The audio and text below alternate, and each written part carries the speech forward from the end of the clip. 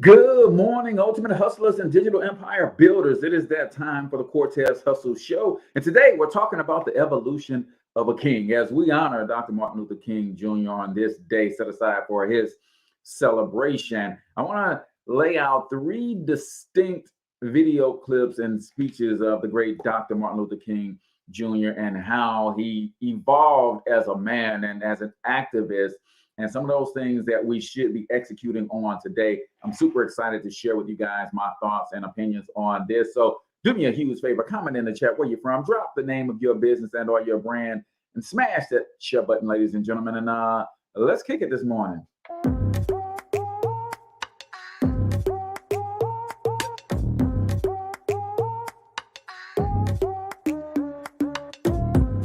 Yo, what's up, ultimate hustlers, and welcome to the Cortez Hustle Show, the business podcast for the entrepreneur of the 21st century. And I'm your host, Cortez Hustle.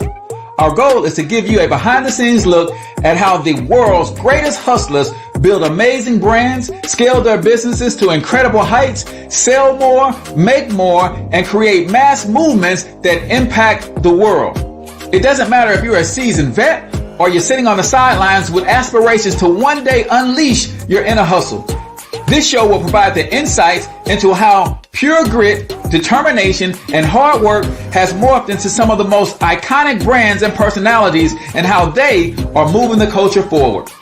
You'll get a mix of solo shows featuring yours truly, as well as interviews and content from other hustlers that I either know personally or I've learned from or whose grind I've come to know and respect.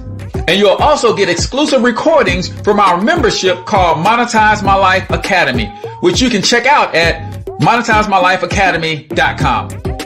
That's a program where we go live every month with some of the best hustlers on the planet, sharing best practices on how we all can explode our brands with advanced branding and marketing tactics, business development strategies, and financial game planning necessary to build the empires we all desire. Again, that's at monetizemylifeacademy.com. If you like today's episode, chances are the hustlers you're connected to will like it as well. Share it with those in your network. And when you do, use hashtag Cortez Hustle so I can see you and hopefully give you a shout out and share you in my stories. So check out today's episode and make sure you subscribe to the feed on your favorite podcasting networks.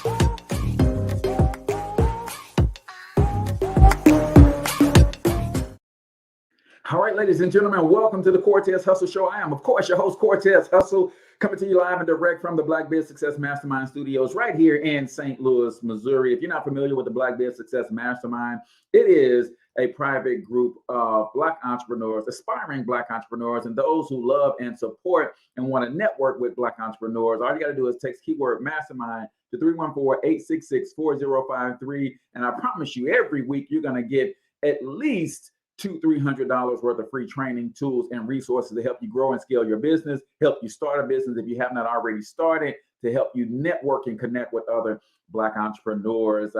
So text Mastermind to 314-866-4053. Super excited about today's episode as we honor the late, great, legendary Dr. Martin Luther King Jr. And I titled this show, The Evolution of a King, because you guys know if you followed the life and the legacy of Dr. Martin Luther King, his message evolved. He became, he started out on one side of the coin and ended up on the very other side of the coin. I don't think he gets enough credit for being on that other side of the coin. And in fact, a lot of people say it is him transitioning to that other side of the coin that actually got him killed and assassinated. So we're going to talk about that, but you guys know how we do it.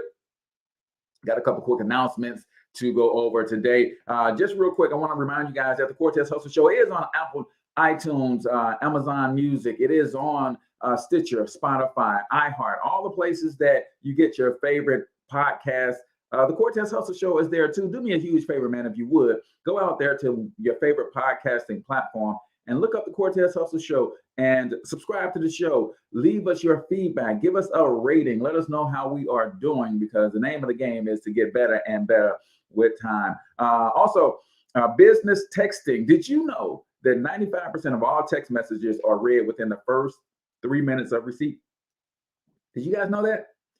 95% of all text messages are read within the first 3 minutes of receipt. What does that mean for you as an entrepreneur, as a business owner? That means if you want to get your messages read, you might want to incorporate some texting from your business. And that's right, the Blackbeard Success app includes a free business phone number with SMS text messaging, two-way text messaging, included for everyone who subscribes to the Blackbeard Success app. Just wanted to throw that out there as a reminder that you could be reaching more of your customers via text message than you can via email. So you might want to incorporate business texting. And if you're not building your business on the Blackbeard Success app, then you're missing out on this feature.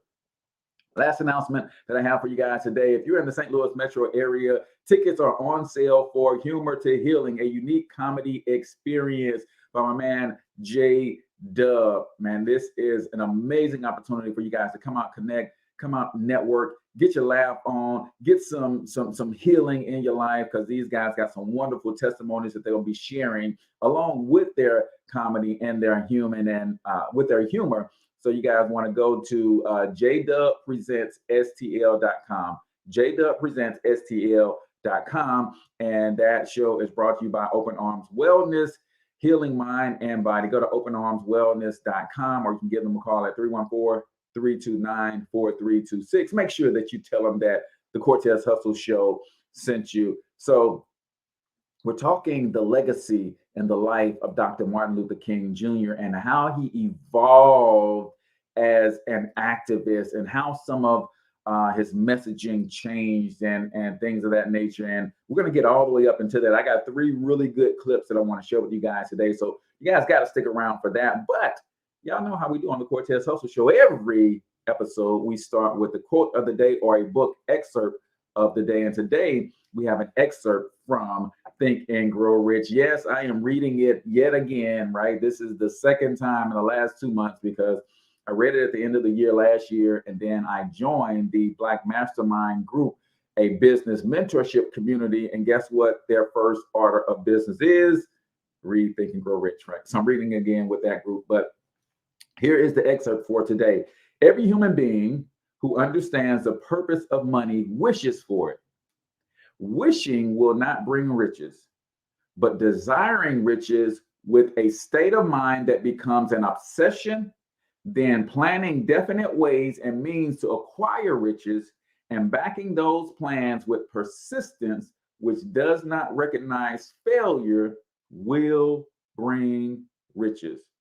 Ladies and gentlemen, it's gonna take more than a hope and a wish, right? You got to back it with a desire that becomes an obsession. And do not, for the life of me, allow someone to shame you because of your obsession to become wealthy and make you feel like that's a bad thing.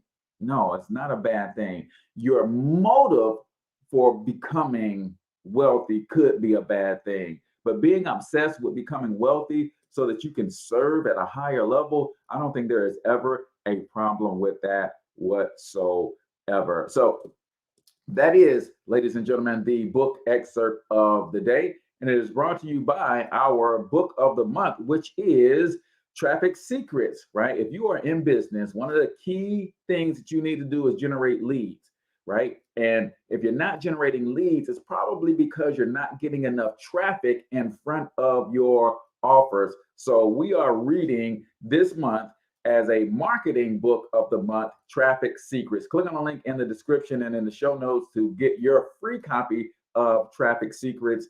And all you got to do is pay for the shipping, and that book is yours. It's a wonderful read, goes over lots of tactics and strategies for you to get more traffic in front of your business and or your brand. So make sure you guys check that out. So we're talking the life and legacy of Dr. Martin Luther King Jr. and the evolution of the man.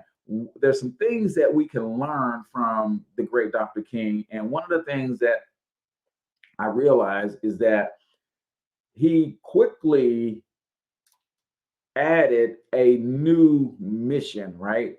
The original mission was to bring integration. The original mission was to bring the Civil Rights Act. The original mission was to bring the Voters' Rights Act, but he didn't stop after he accomplished those things. So if you're taking notes, one of the things that you want to write down is that the top of one mountain is the bottom of the next, right? You can't rest on your laurels. You got to always be dreaming, because remember, it's the climb, baby. It's not the destination. It's the climb that brings life, right? And I love that he transitioned from one fight to the next, to the next, to the next. So I'm going to start today's episode with a clip, and I've got 3 distinct clips that we're going to really dive into. And it just speaks to how his focus shifted. But at the end of the day, they shifted in the approach and the attack. Well, they shifted in the outcome, but the approach of nonviolence stayed the same. And it really just showed where we are and where we can be.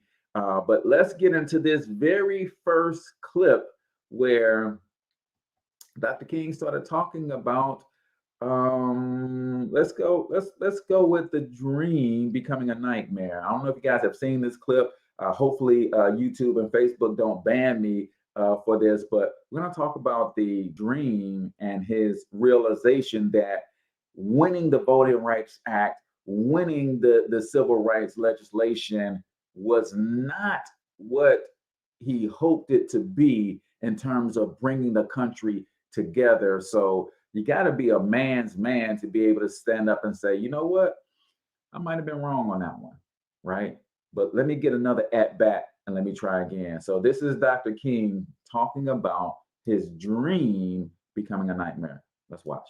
I have a dream. My 4 little children will one day live in a nation where they will not be judged by the color of their skin, but by the content of their character. I have a dream today. I must confess that that dream that I had that day has at many points turned into a nightmare. Now, I'm not one to lose hope. I keep on hoping. I still have faith in the future. But I've had to analyze many things over the last few years, and I would say over the last few months.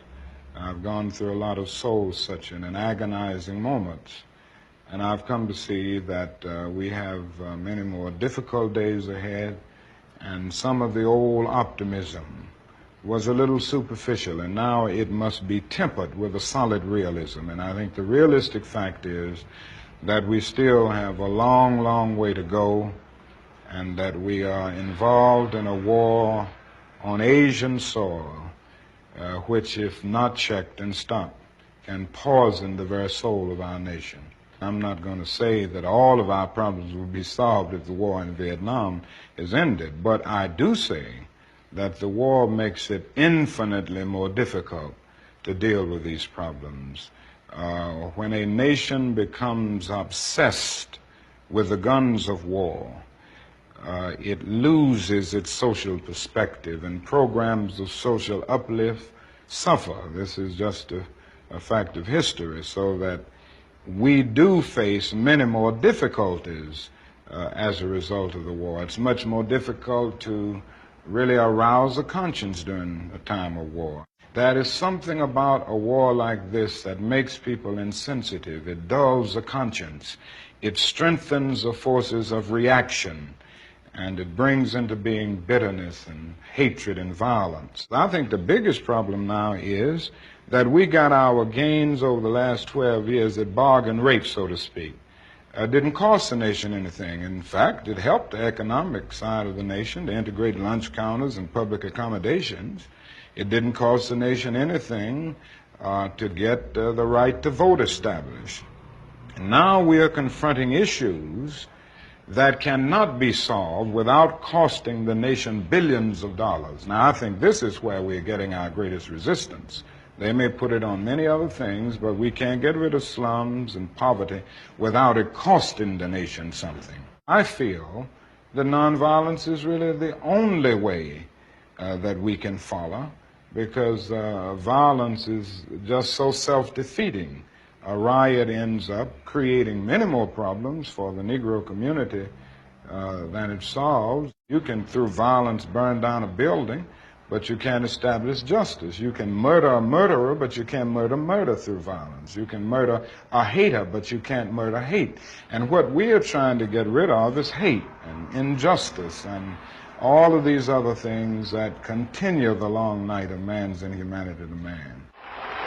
When we allow freedom reign, when we let it reign from every village and every hamlet, from every state and every city, we will be able to speed up that day when all of God's children, black men and white men, Jews and Gentiles, Protestants and Catholics, will be able to join hands and sing in the words of the old Negro spiritual, free at last, free at last, thank God Almighty, we are free at last.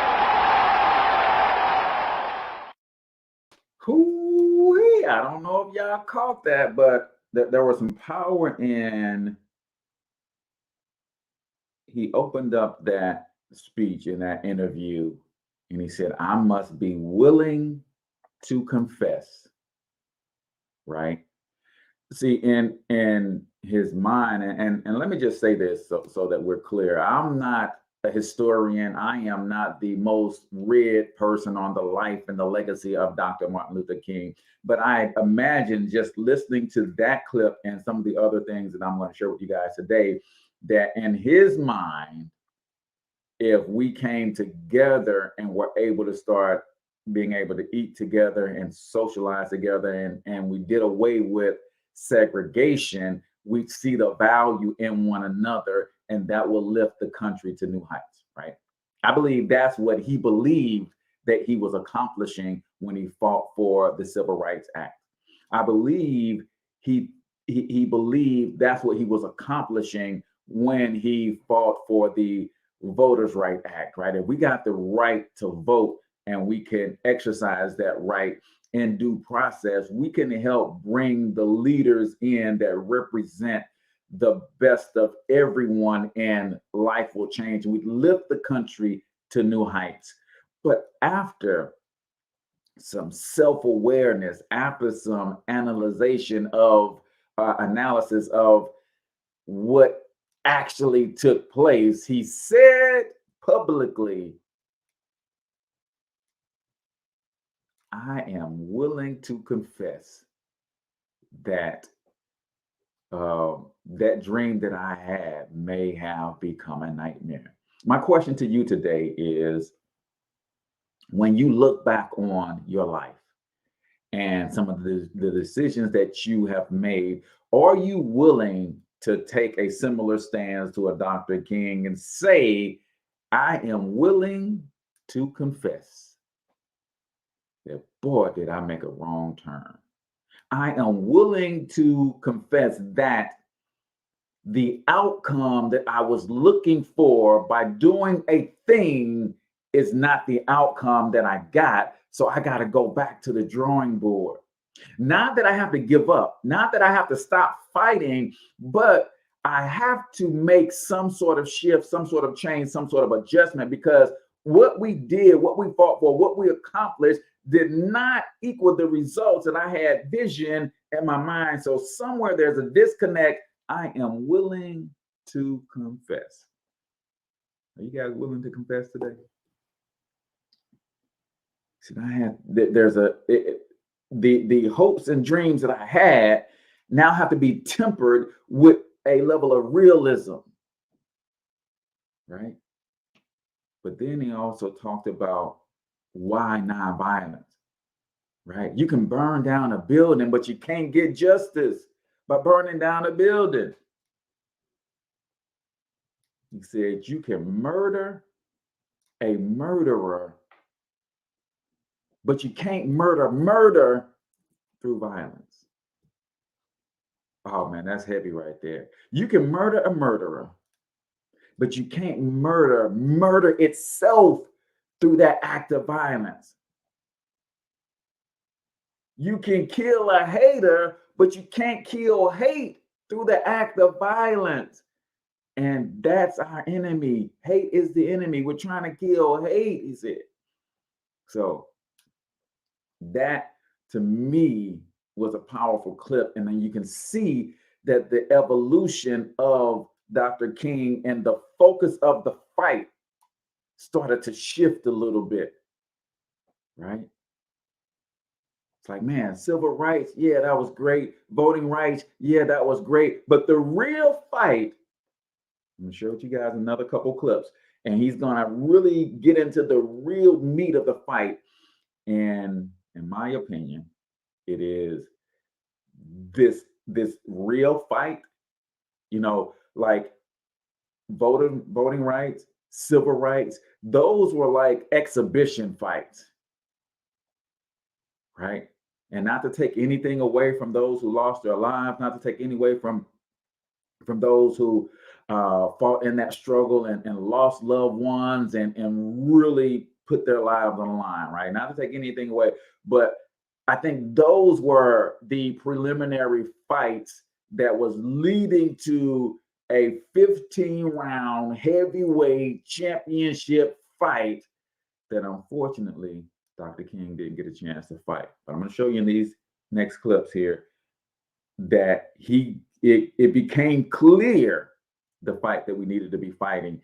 And I want to encourage you to get into that fight and give you some tips and strategies at the end as well. So stick around for that. But right now, we got to jump into 1 minute motivation. 1 minute motivation is where I play a short motivational clip. I believe in feeding and fueling your mind, body, and spirit with positivity as much as and as often as you can. That's why we include 1 minute motivation every single episode right here on the Cortez Hustle Show. So let's get into 1 minute motivation right here on the Cortez Hustle Show.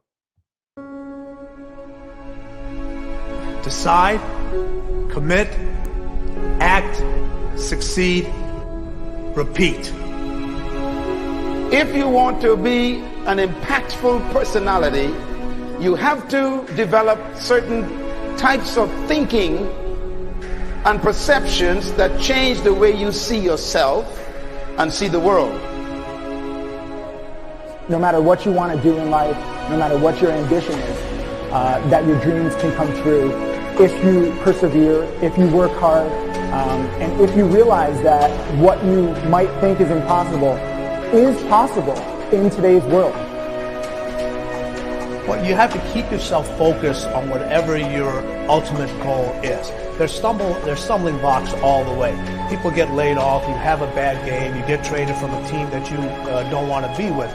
But if your goal and your focus remains the same, that, hey, this is going to happen, and I know I have the skills and I have the knowledge and I have the instincts to dig myself out of this hole, you will dig yourself out of the hole. You have to control the situation. Don't let the situation control you.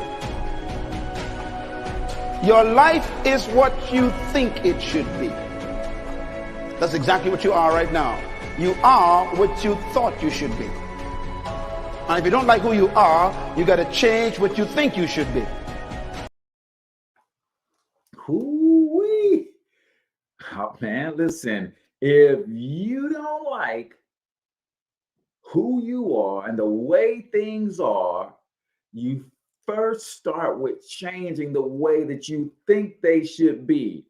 And this is huge for me because I'm literally going through a metamorphosis right now where I've started to change the way that I think I should be.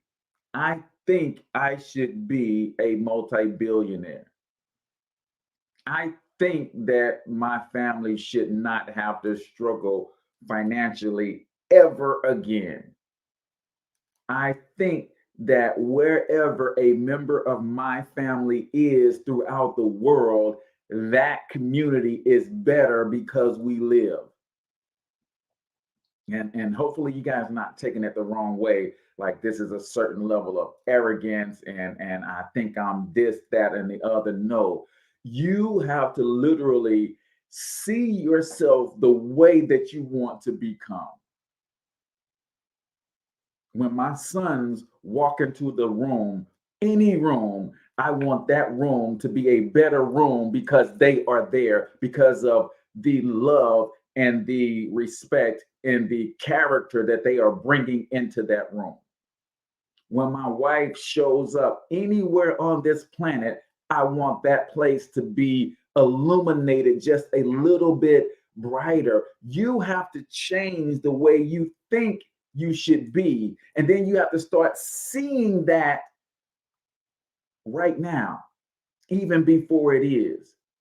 And that's what's going to lead you to acting as if it already is. And it is in the actions that really bring that thing to reality. See, when I see myself a certain way, and I believe that I can achieve that certain thing, I'm by default going to start acting differently. And it's in the daily actions, the daily habits, because of what I see for me and my family.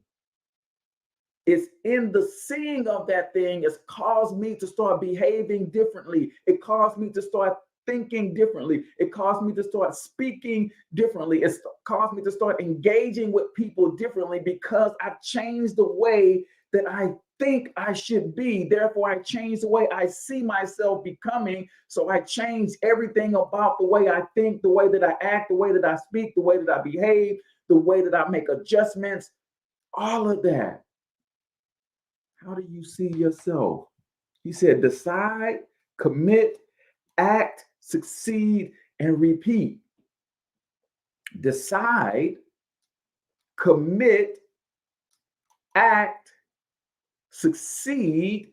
And let me say this about acting and succeeding. When you take an action, you succeed by default, regardless to the result of the action. I'm going to say it again because I think y'all missed it. When you act, you succeed irregardless of the result of the action. See, when I act towards becoming a billionaire, and even though I might put out a product that flops, even though I might want to connect with this entrepreneur and they turn me down, even though I might want to go through this door and it gets shut in my face, the act of trying has caused a level of success, because when I acted, by default, I succeeded. The outcome was not favorable, but what the outcome gave me was a lesson that's going to allow me to learn and grow into the person that I'm becoming. The only way you fail is by not acting. The only way you fail is by not acting. What do you think about your life? What do you think about who you are today? Because who you are today is a result of who you thought you should be. And if you don't like that person, now, let's be clear. That does not mean that I am not grateful for who I am today, January 17th, 2022. How many of you guys know that you can be grateful and not satisfied at the same time? How many of you guys know that you can be grateful and not satisfied at the same time? Oh, I wake up every day with gratitude in my heart. But God, based on what you've shown me, based on what you revealed to me about who I am and the gifts and the talents that you have buried inside of me, where I am today is nothing in comparison to where I could be. So I'm thankful, Lord God, that you brought me this far, but I ain't in the least bit satisfied. As long as there is breath in my body, I'm trying to create the world that He allowed me to see through my imagination. Hopefully that ain't too heavy for y'all, man. You don't like where you are. It starts with changing the way that you think things should be. Some of you guys have accepted what you've been thinking. Change that and accept a new thought, a new vision, a new imagination for yourself. That, ladies and gentlemen, is 1 Minute Motivation right here on the Cortez Hustle Show, brought to you by Personal Branding 365. If you are building a business and you're trying to figure out how is it that other entrepreneurs are dominating social media, it seems like every time I turn on Facebook or YouTube, I see Cortez Hustle doing this thing. You want to know how that's done? for $7.95, depending on when you're watching this, right? At the time of the recording, it's $7.95. Go over to personalbranding365.com and you can get your copy of this ebook along with a bonus pack worth about $400 of other videos and trainings. And you're going to love how you can dominate social media from just being who you are, right? Just using some basic tips and strategies, using your cell phone, using social media. Personal Branding 365. It'll transform your business, and in transforming your business, it'll transform your life, right? Now, let's continue our discussion with the evolution of a king. Dr. King started to evolve, and in my opinion, it is that evolution that led to his assassination. See, he started to shift not that he didn't shift his approach. His approach stayed nonviolent the whole time, right? He went through his battle for civil rights. Civil Rights Act passed. He went through his battle after civil rights. He went through his battle with voting rights. Voting rights passed. He's like, man, the outcome of those things did not bring about the transformation of this country that I thought it was going to bring about. That must not be it. Then he started to evolve, and then he started to shift his focus. He started to redirect his energy and identified a new enemy.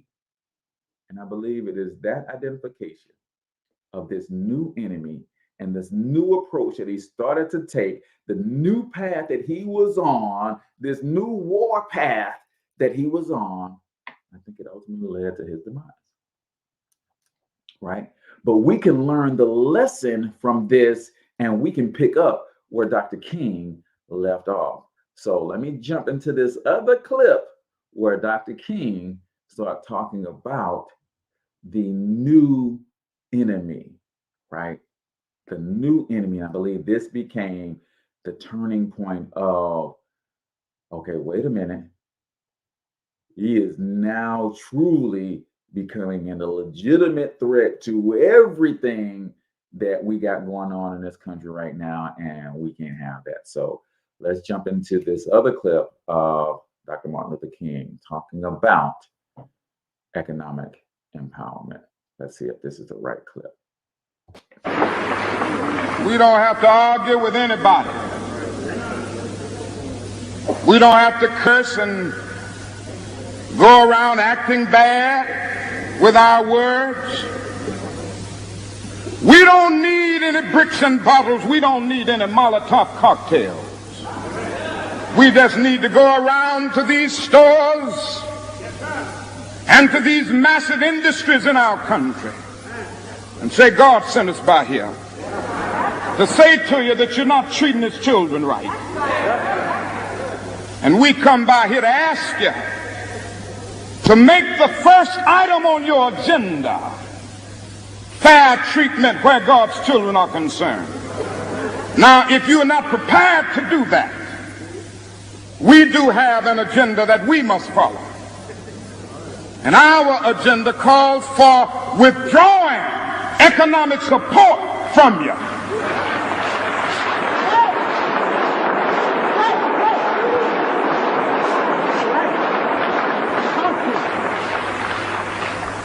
So as a result of this, we're asking you tonight to go out and tell your neighbors not to buy Coca-Cola in Memphis.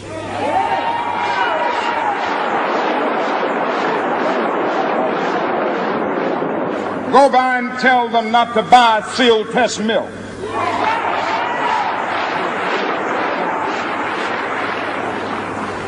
Tell them not to buy, what is the other bread? Wonder Bread.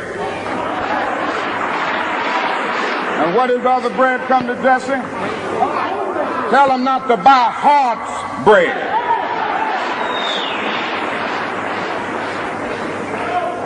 As Jesse Jackson has said, up to now, only the garbage men have been feeling pain.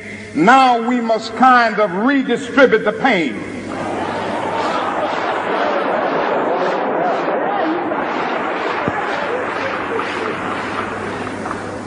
We are choosing these companies because they haven't been fair in their hiring policies,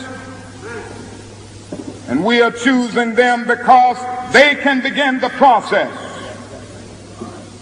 of saying they are going to support the needs and the rights of these men who are on strike. And then they can move on downtown and tell Mayor Loeb to do what is right.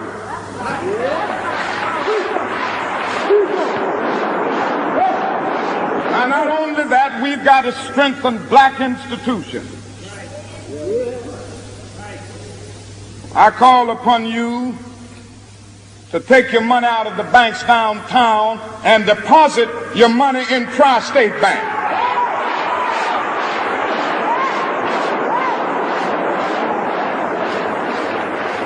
We want a bank-in movement in Memphis. Go by the Savings and Loan Association. I'm not asking you something that we don't do ourselves in SCLC. Judge Hooks and others will tell you that we have an account here in the Savings and Loan Association from the Southern Christian Leadership Conference. We are telling you to follow what we are doing. Put your money there. You have 6 or 7 black insurance companies here in the city of Memphis. Take out your insurance there. We want to have an insurance in.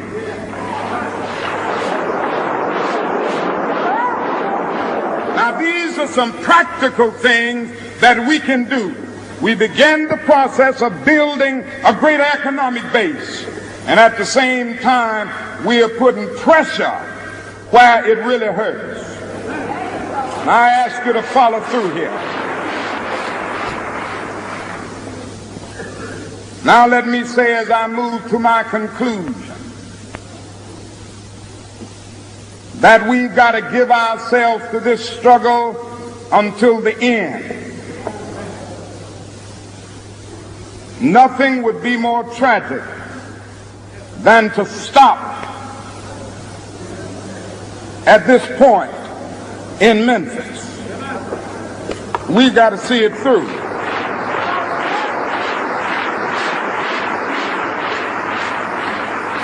When we have our march,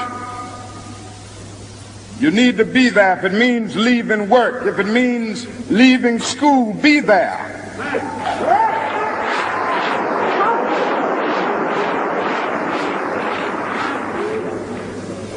Be concerned about your brother. You may not be on strike, but either we go up together or we go down together.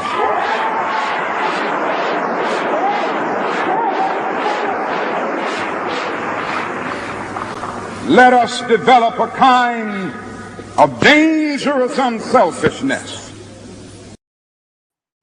Hoo-wee, what y'all know about a dangerous unselfishness, right? So we see this evolution of a king, right? We see that, okay, let us first fight to integrate and kill the hatred of segregation, right? The Civil Rights Act. And then we look at Washington and we look at these state capitals in these states and we look at these city offices and we don't see anybody representing us. And we look and see, okay, the reason we don't is because we don't have the same right to vote as everybody else. So we got that. But then when Dr. King looked out at the landscape after having achieved the Civil Rights Act, after having achieved the Voters' Rights Act, he looked at the conditions of the country, in particular Black people, and said, wait a minute, there's no change. So he started to evolve, right? He started looking at the war at Vietnam like, man, listen, y'all can spend billions of dollars on a war, but all of this homelessness and this poverty, all of these social ills are going on right here, and the country does nothing about it. So you saw how now the mission is still the same. The mission is freedom for all people, right? The strategy is to use non-violent means to get this accomplished. But what evolved in Dr. King was the enemy changed. Wait a minute. Wait a minute.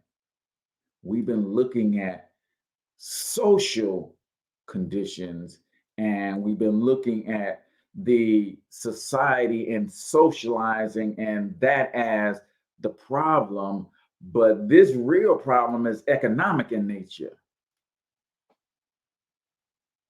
And now he starts to say, wait a minute, okay, we got voting rights. That didn't change the conditions of our people. We got civil rights. We got the right to go and mingle in society with everybody else and like everybody else. That didn't change the conditions of our people. He said, you know what's next? We got to become economically viable amongst ourselves. And that shift started to happen. And now he started sounding less like the Dr. Martin Luther King of old and started sounding more like the Honorable Minister Malcolm X, right? And I think if you are in America looking at, wait a minute, there's two mass movements among Black people running concurrently, but they are opposed. But all of a sudden, Dr. King is starting to sound a little bit like Malcolm X. Malcolm X is starting to sound a little bit like Dr. King. He's a lot less radical around the same time. And now they're starting to see how they could work. Wait, what? You got two of the most powerful Black men in America starting to sound alike. They got the ear and the attention of most of the upwardly mobile Black people in America, Dr. King and Malcolm X. And now they're starting to sound alike, right? You're starting to see why I call this the evolution of a king.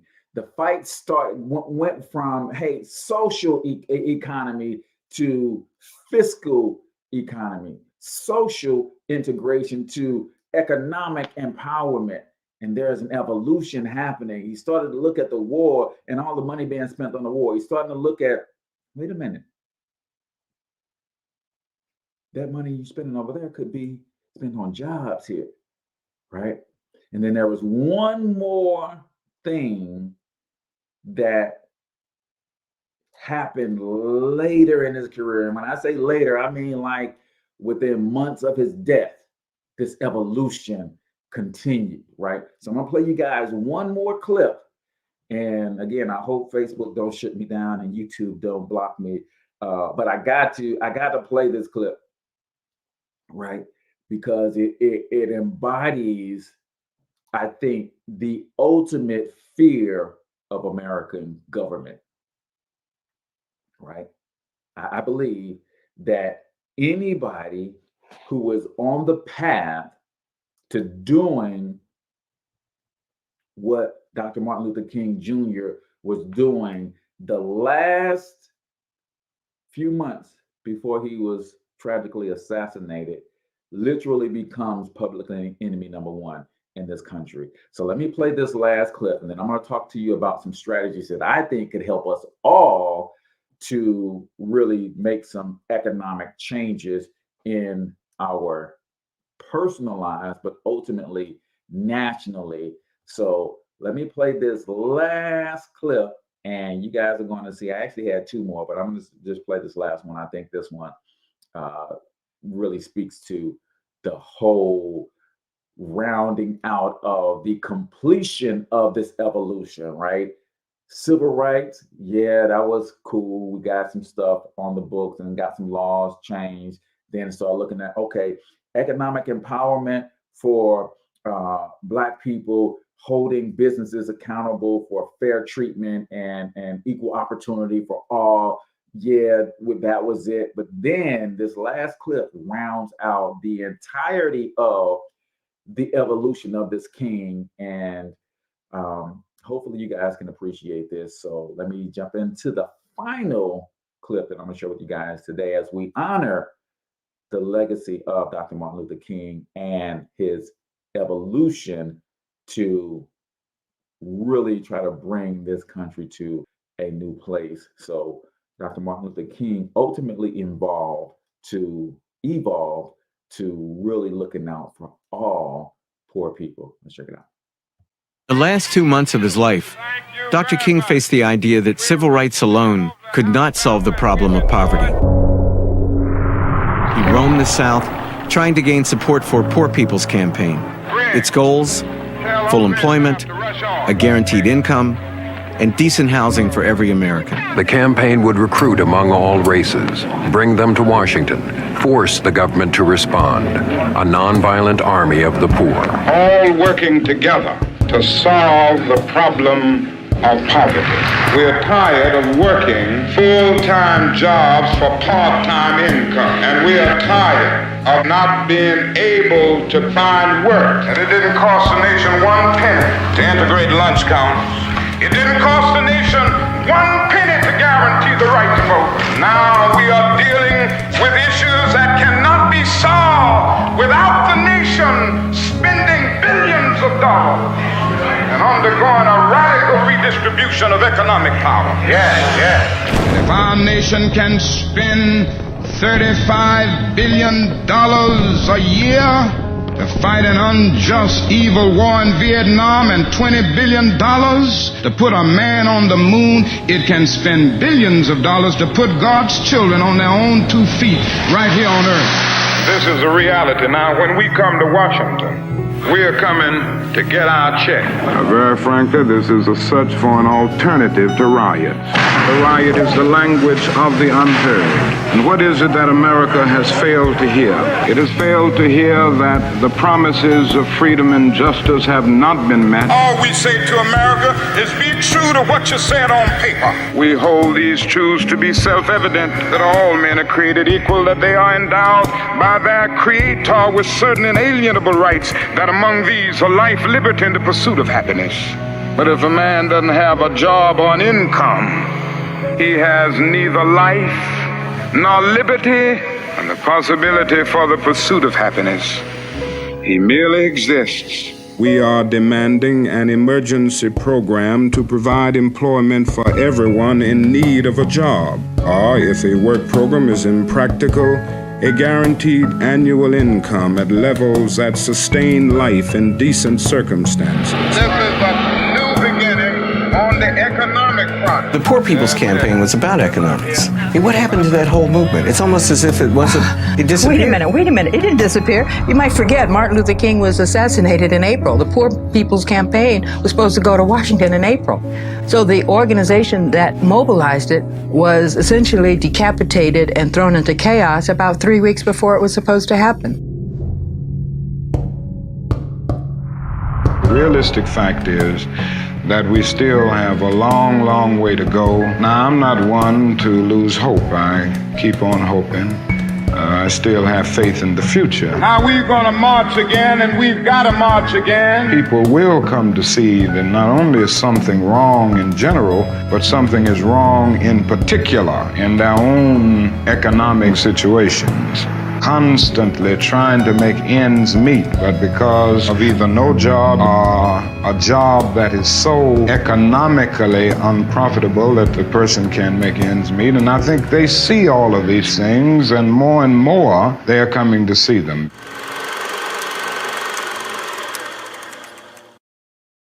Hoo-wee. So, ladies and gentlemen, that literally led up to the end of Dr. King's life. I believe that just like a great prize fighter has to be battle tested, right? Before they go into the ring for their championship fight, they gradually start to take on bigger and more fierce competition, right? So a fighter, when they're young and they first turn pro, they kind of find some older pro who's past his prime, and you got this young, hungry fighter, and they'll kind of put that young, hungry fighter in with the older guy who's past his prime, and that young fighter gets to beat up on that older guy and build his confidence up, right? I believe as Dr. King's career progressed, right, he had some of those preliminary battles, and then he kind of knocked out a belt holder in the voters' rights. He knocked out a belt holder in the Civil Rights Act. And then I think he was about to have a championship fight to unify the titles, so to speak, right? And have the opportunity to have all of the belts. And they killed him. I believe that this was the evolution of a king that led to his demise. 3 weeks before, he was going to bring not just Black people to Washington, but Dr. King was fighting for the life and the liberation and the freedom from economic oppression of every poor person in this country. And they were all on their way to Washington to demand that things change. And he lost his life.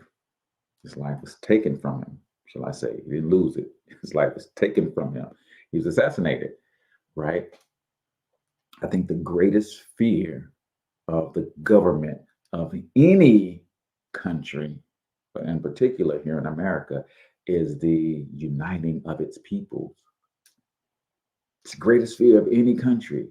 That's why bipartisan exists. It's not to have the government separate, because the government ain't separate, right? They all the same people, right? It's to separate the people. And then within the people, they separate the people even further. So you've got whites, Blacks, Latinos, Asians, and so on. But then within those groups, you have division among them. White Democrats, white Republicans. Black Democrats, Black Republicans. Light skin, dark skin, Black. Men, women, Black, right? You keep this division going down and niching the division down so that as we fight each other, we never turn our weaponry against the real and true enemy, right? Those who have the power to transform life. So my call to action for you would be this. We look at companies and we'll quickly say that this company doesn't pay a living wage, right? And things of that nature. And while that may be true, one thing that I can almost a certain guarantee is that capitalism is not going anywhere. So I think we as a nation must understand that there is a game being played, learn how to play the game, and learn how to play the game to dominate. So we've got to learn how to start businesses, build those businesses to hire our people, and then we pay our people a living wage, right? Build our businesses so successfully so that we can afford to pay people $20, $30 an hour, whatever the living wage is, right? But that's not an easy feat. And before you tell me that Cortez, everybody can't run a business, I'd agree with that. But everybody can own a business, right? If you guys don't follow Wall Street Trapper, this brother who did time, learned about the stock market, got out and started teaching stock investing to people. Said one of the most difficult things in the world to do is to own and run a successful business. Right? It's one of the most difficult things in the world to do. The easiest thing to do is to buy one. You could literally buy shares of any company that's publicly traded in this country by simply opening up a brokerage account and then putting some money in there and buying a piece of a company that's already successfully run. We've got to figure this thing out for ourselves, y'all. There's no rescuer coming to save us economically. You can protest and fight for minimum wage to be increased across the board all you want to. But from a business owner perspective, if that becomes a reality, all we're going to do as business owners is raise the prices of everything. So then your $15 still can't afford you a decent lifestyle. So what are you going to do then? Fight that it keeps getting raised, and it might keep getting raised, but I can guarantee you this. The prices of everything are going to keep going up because that's how business works. So we've got to figure out, how do we leverage the economic system that we are living under for ourselves to better put ourselves in a better position financially, to free ourselves from a time standpoint. One of the reasons that I started business is because God blessed me with creative genius. But what I realized when I was working a job every day, that creative genius, because it was not being used, if you don't use it, you lose it. I was starting to lose my creative genius because I got locked in a situation where I was just doing the same thing every day where it required no creativity. So we got to figure some of these things out for ourselves. I don't have all the answers, but I'll tell you one of the answers is this: figure out how to take your gifts, talents, special abilities to the marketplace in the form of a business. And that's going to put you in a better position economically over time. But then you got to learn the art and science of business so that you can make it work. So I appreciate you guys tuning in. This was fun for me, looking back at the life and the legacy of Dr. Martin Luther King and how he evolved as a king.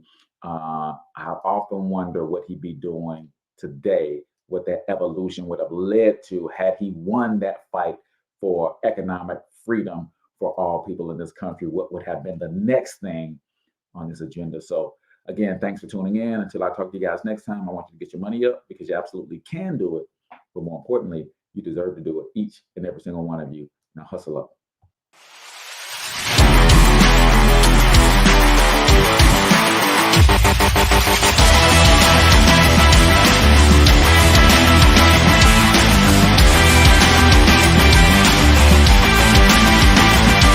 But you've got to overcome fear if you're going to win. You're tuned into the Cortez Hustle Show. Please like and subscribe.